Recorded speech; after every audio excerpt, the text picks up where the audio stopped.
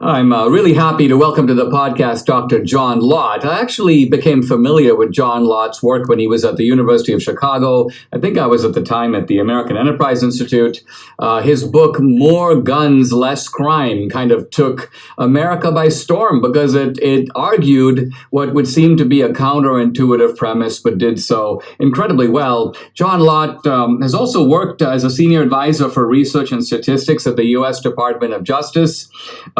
His new book is called Gun Control Myths. So I want to talk in the first segment about gun issues and gun control, more guns, less crime. And then a little bit later, I'll talk to John about voter integrity laws in other countries and how they compare with those here in the United States. John, thanks for coming on the podcast. Great to see you again. Let me start by asking you about your work on guns and gun control. Now, of course, it's been a kind of article of faith, and article of faith is probably the right term here on the left, that we need fewer guns so we can have less shootings, less deaths, and less crime. Your work has shown the exact opposite. Talk a little bit about why it is the case that more guns produces less crime. Sure. Well, just as you can deter criminals with higher arrest rates or higher conviction rates or longer prison sentences, things that make it riskier for criminals to go and commit crime, the fact that victims might be able to go and defend themselves can also make it riskier for criminals to commit crime. The big problem that we have is most people get their impressions about things from the media. And when you watch the news media, you constantly hear about bad things that happen. Rarely, if ever, hear about defensive gun uses on national media. Even dramatic cases where what would have been mass public shootings that were stopped by citizens with permanently concealed handguns are very rarely get anything other than some local news coverage that's there. And it has a big impact on people's impressions about the costs and benefits of guns that are there. It's not surprising then that people think, well, if I only get rid of the guns, those bad things won't happen. What they miss, however, is that the fact that when you do things like ban guns, it's the most law-abiding good citizens who will turn in their guns, not the criminals. I mean, it's just as difficult, if you look at other countries around the world, to stop criminals from getting guns as it is to stop them from buying things like illegal drugs. And what you end up having is every single place in the world, for example, that's banned either all guns or all handguns, has seen an increase in murder rates. You think out of randomness, once or twice, if you ban guns, you'd see it go down. But in fact, every single time it goes up. And I think that's pretty powerful evidence with regard to the claim that guns on net are bad.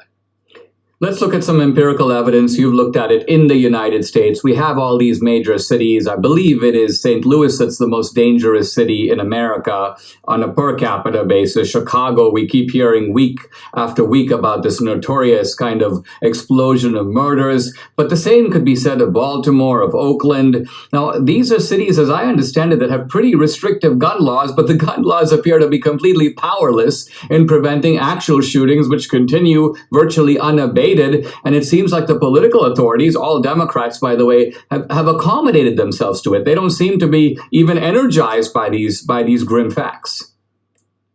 I mean, surely places like Baltimore and Chicago are places that have very strict gun control laws.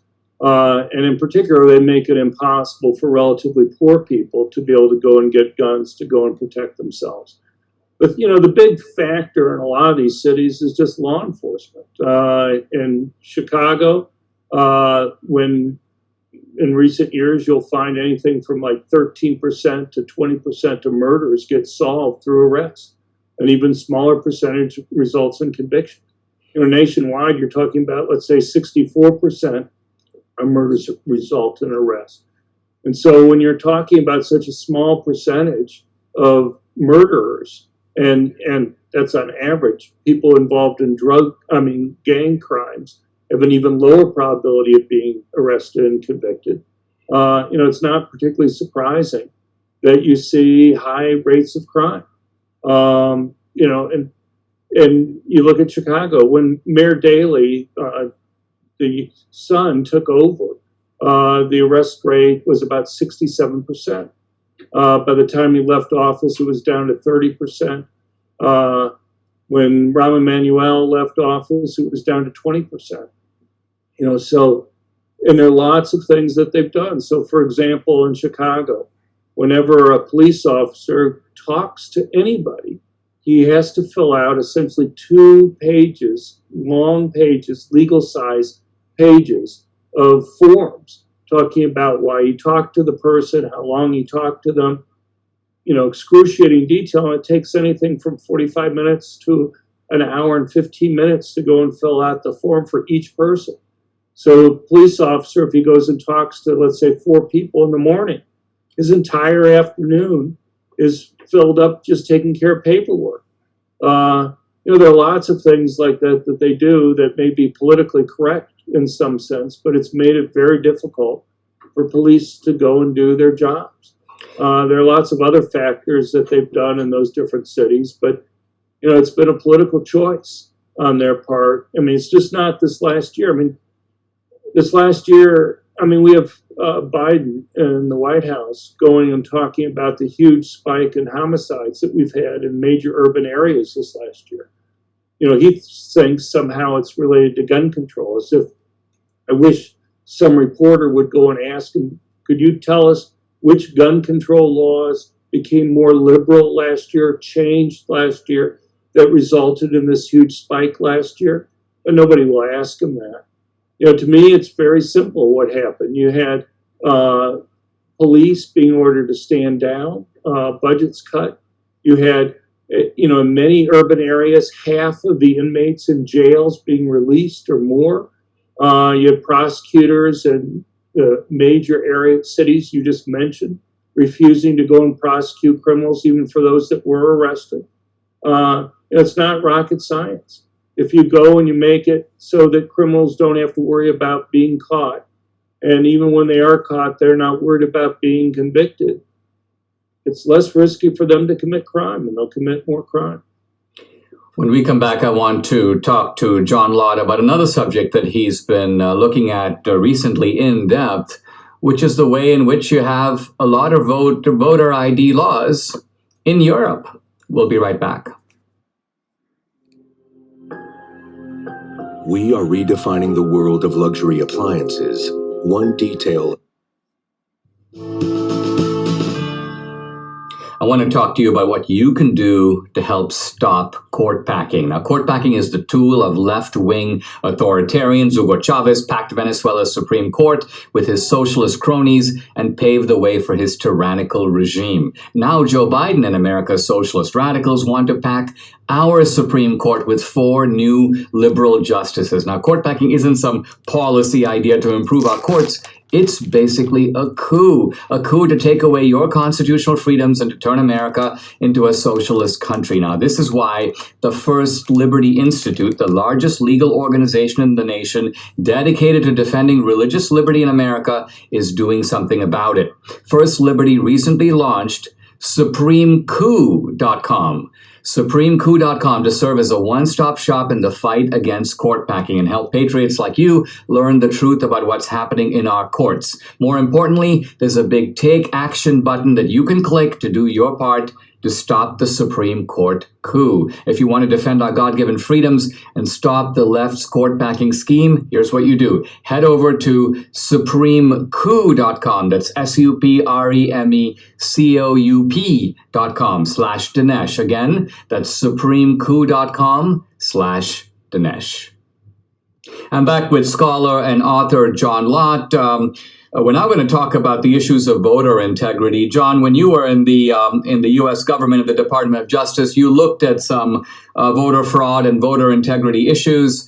I want to talk about some of your findings as you surveyed voter laws, not just in Europe, but also in other developed economies. We've been having this now critique from the left here in America that these voter integrity laws, and specifically voter ID laws, are racist. They're discriminatory. They're, as some people say, voter suppression laws. They make it harder to vote. They discourage minorities and people of color from voting.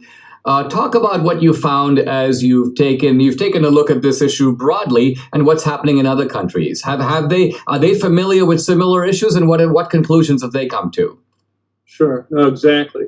I mean, what you find is that other countries have had the same type of debate that we've had in the United States. People realize that there's a trade-off between making it easier for people to vote and concerns about vote fraud.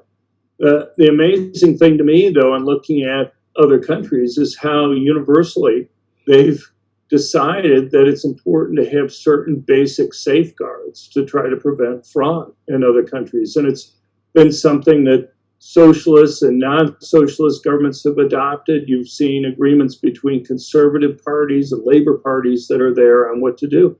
You look at Europe, for example. There are 47 countries in Europe. 46 of them require photo IDs, government-issued photo IDs for people to go and vote. The 47th country, the UK, has required it for Northern England, Northern Ireland, and parts of England.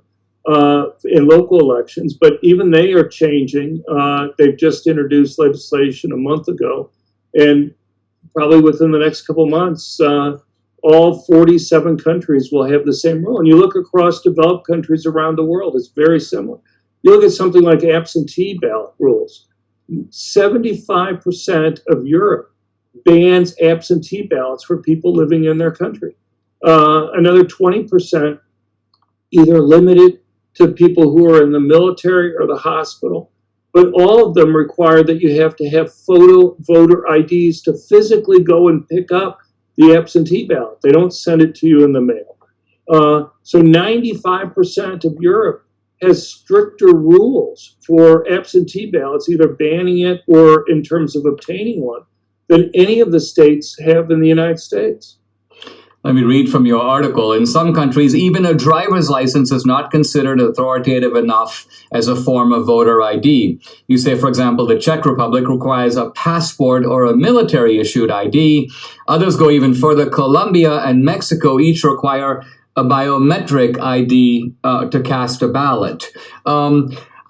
Now, how is it the case that in those countries they don't consider these sorts of restrictions as a form of voter suppression? What is their? How is it that they were able to convince the left in those countries? Hey, listen, it's more important to authenticate the vote than it is to say, oh, it's making it more difficult because someone's got to kind of take the trouble to go get an ID. How is the debate stacked one way in those countries, and it appears to be stacking another way, at least with the left in this country?